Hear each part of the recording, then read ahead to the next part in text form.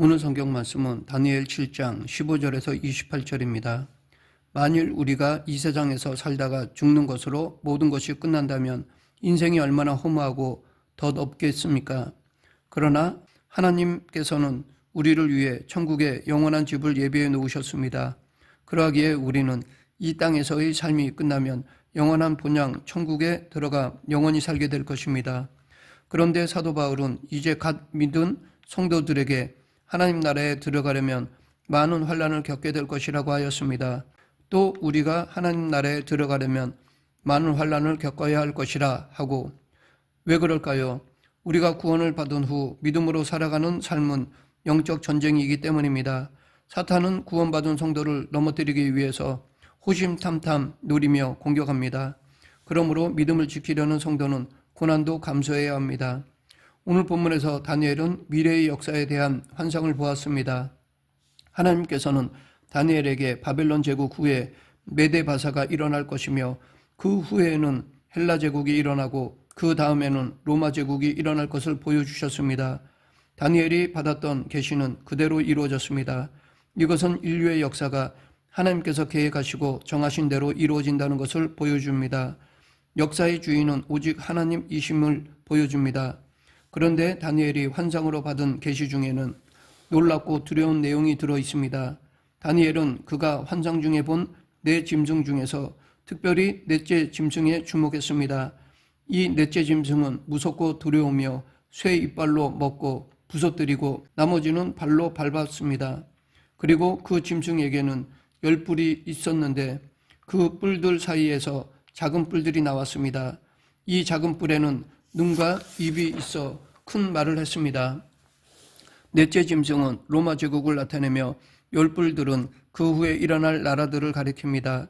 그리고 이 특이한 작은 뿔은 예수 그리스도께서 재림하시기 직전에 나타날 적그리스도를 가리킵니다. 오늘 본문은 이 넷째 짐승, 특히 작은 뿔에 대한 천사의 해석입니다. 천사는 이 적그리스도가 성도들을 핍박할 것이라고 하였습니다. 엄청나고 놀라운 환상을 본 다니엘은 그 환상에 완전히 압도되어 근심하며 번민했습니다. 그리고 다니엘은 보좌 앞에 모셔선 천사 중 하나에게 이 환상에 대해 물었습니다. 오늘 본문 15, 16절 나 다니엘이 중심에 근심하며 내 머릿속의 환상이 나를 번민하게 한지라 내가 그 곁에 모셔선 자들 중 하나에게 나아가서 이 모든 진상을 물으매 그가 내게 말하여 그 일의 해석을 알려주며 이르되 이 환상에 대한 천사의 해석은 간단합니다. 그 네 짐승은 세상에 일어날 네 왕이라. 천사는 다니엘이 환상 중에 본 네 짐승을 세상에 일어날 네 왕이라고 하였습니다. 여기서 네 왕은 네 나라를 가리킵니다. 즉 바벨론, 메데바사, 그리스, 로마 제국입니다. 그리고 천사는 이어서 성도들이 누릴 나라에 대해서도 말해 주었습니다. 본문 18절 지극히 높으신 이의 성도들이 나라를 얻으리니 그 누림이 영원하고 영원하고 영원하리라. 앞으로 엄청난 놀라운 대제국이 일어날 것이지만 천사는 결국 성도들이 나라를 얻을 것이라고 하였습니다. 그리고 성도들이 얻을 나라는 영원하고 영원하고 영원할 것이라고 했습니다. 네 짐승이 보여주는 세상 나라들은 인간의 힘으로 세워지고 건설되었습니다. 그러나 성도들이 얻을 영원한 나라는 사람이 아닌 하나님께서 세우시고 건설하실 나라입니다. 그 나라는 하나님께서 인자에게 주신 나라입니다. 그에게 권세와 영광과 나라를 주고 모든 백성과 나라들과 다른 언어를 말하는 모든 자들이 그를 섬기게 하셨으니 그의 권세는 소멸되지 아니하는 영원한 권세요 그의 나라는 멸망하지 아니할 것이니라. 이 주제는 다니엘서 2장에 나오는 느부갓네살의 꿈을 통해서도 강조되었습니다. 느부갓네살은 꿈에 큰 환상을 보았습니다. 그 신상의 머리는 금, 가슴과 두 팔은 은, 배와 넓적다리는 놋, 종아리와 발은 쇠와 진흙으로 되어 있었습니다. 이것은 다니엘이 환상 중에 본 네 짐승이 나타내는 것과 같습니다. 즉 그것은 바벨론과 그 이후에 나타날 제국들을 가리킵니다. 그런데 사람이 손대지 않은 돌이 날아와 신상을 쳐서 부서뜨리고 점점 커져서 온 세상에 가득했습니다. 이것은 마지막 때 하나님께서 세상 나라를 심판하실 것이며 하나님 나라는 세상 나라를 이기고 영원할 것을 의미합니다. 다니엘의 환상에서도 바로 이 하나님 나라가 승리할 것을 보여주고 있습니다. 그리고 성도들은 주님과 함께 그 나라를 누리게 될 것입니다. 다니엘은 천사의 간단한 설명에 만족하지 못하였습니다. 그는 특히 가장 무섭고 두려운 넷째 짐승과 작은 뿔에 대해 더 분명히 알기를 원했습니다. 다니엘이 본 환상 중에서 가장 주목되는 것은 넷째 짐승에서 마지막으로 나온 작은 뿔입니다. 그 10뿔은 그 나라에서 일어날 10왕이요 그 후에 또 하나가 일어나리니 그는 먼저 있던 자들과 다르고 또 새 왕을 복종시킬 것이며, 더 두렵고 놀라운 것은 이 작은 뿔이 성도들과 싸워 이기더라 라는 것입니다. 원래 그 짐승은 10개의 뿔을 가지고 있었는데 나중에 새로운 뿔이 나왔고 그 뿔이 나오자 다른 3개의 뿔들이 빠졌습니다. 일반적으로 뿔은 어떤 세력이나 권력자를 상징합니다. 그런데 이 뿔에는 눈이 있고 입도 있습니다. 이것이 다른 뿔들과의 차이점입니다. 이 뿔에 눈과 입이 있다는 것은 이 뿔이 상징하는 세력이 어떤 분명한 의도를 가지고 있다는 것을 의미합니다. 이 뿔은 적그리스도로서 그리스도를 반대하며 대적하는 분명한 목적을 가진 인물이나 세력입니다. 이 적그리스도는 그리스도를 대적할 뿐만 아니라 그리스도의 영광을 자기의 것인 양 가로채며 행세합니다. 이 뿔이 입으로 큰 말을 한다라고 했는데 그것은 하나님을 대적하는 말을 한다는 뜻입니다. 그가 장차 지극히 높으신 이를 말로 대적하며, 대개 어떤 세력이나 개인이 대놓고 하나님을 대적하는 일은 흔치 않습니다. 왜냐하면 그것은 너무나 두려운 일이기 때문입니다. 그런데 이 적그리스도는 대놓고 하나님을 대적하는 말을 합니다. 이 적그리스도에 대해서 요한계시록은 짐승이 입을 벌려 하나님을 향하여 비방하되 그의 이름과 그의 장막 곧 하늘에 거하는 자들을 비방하더라. 또 권세를 받아 성도들과 싸워 이기게 되고 각 족속과 방백과 방언과 나라를 다스리는 권세를 받으니 죽임을 당한 어린 양의 생명책에 창세 이후로 이름이 기록되지 못하고 이 땅에 사는 자들은 다 짐승에게 경배하리라 라고 하였습니다. 그런데 이 뿔은 성도를 이긴다는 것입니다. 21절 내가 본즉 이 뿔이 성도들과 더불어 싸워 그들에게 이겼더니 25절 하반절 또 지극히 높으신 이의 성도를 괴롭게 할 것이며 그가 또 때와 법을 고치고자 할 것이며 성도들은 그의 손에 붙임바 되어 한 때와 두 때와 반 때를 지내게 되리라. 이 뿔이 성도들을 이겼다는 것은 성도들을 괴롭게 한다는 뜻입니다. 즉 무서운 권세를 가진 이 적그리스도는 믿음을 지키기 위해 이 뿔에게 복종하지 않는 성도들을 핍박할 것입니다. 성도들이 그의 손에 붙임바 될 것이라고 했습니다. 그런데 이 무서운 적그리스도가 믿음을 지키는 성도들을 핍박하는 기간이 한 때와 두 때와 반 때라고 되어 있습니다. 이것이 무슨 뜻일까요? 왜 세 때 반이라고 하지 않고 한 때와 두 때와 반 때라고 했을까요? 이것은 3년 반을 가리키는 것일까요? 한 때와 두 때와 반 때는 구체적인 시간을 가리킨다기보다는 상징적인 의미라고 봅니다. 이 뿔, 즉 적그리스도는 한때 엄청난 권세를 얻을 것입니다. 이 적그리스도가 엄청난 권세를 휘두를 때 성도들은 그 권세가 끝나기를 기대할 것입니다. 그러나 반대로 이 적그리스도의 위세는 배나 더욱 왕성해질 것입니다. 그것이 바로 두 때가 의미하는 바입니다. 그러나 좀처럼 끝나지 않을 것 같은 엄청난 기세로 성도들을 핍박하던 이 적그리스도는 갑자기 약해지고 꺾이게 될 것입니다. 이것이 바로 반때입니다. 26절 그러나 심판이 시작되면 그는 권세를 빼앗기고 완전히 멸망할 것이요 적그리스도가 승리한 것처럼 보이는 바로 그때 모든 것이 무너지고 적그리스도는 심판을 받게 될 것입니다.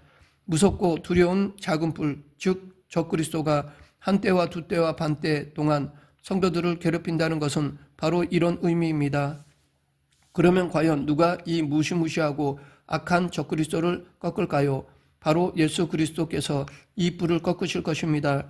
그때 성도들은 예수님과 함께 승리하게 될 것입니다. 이 세상 역사의 절정은 악의 승리가 아니라 성도가 누릴 승리입니다.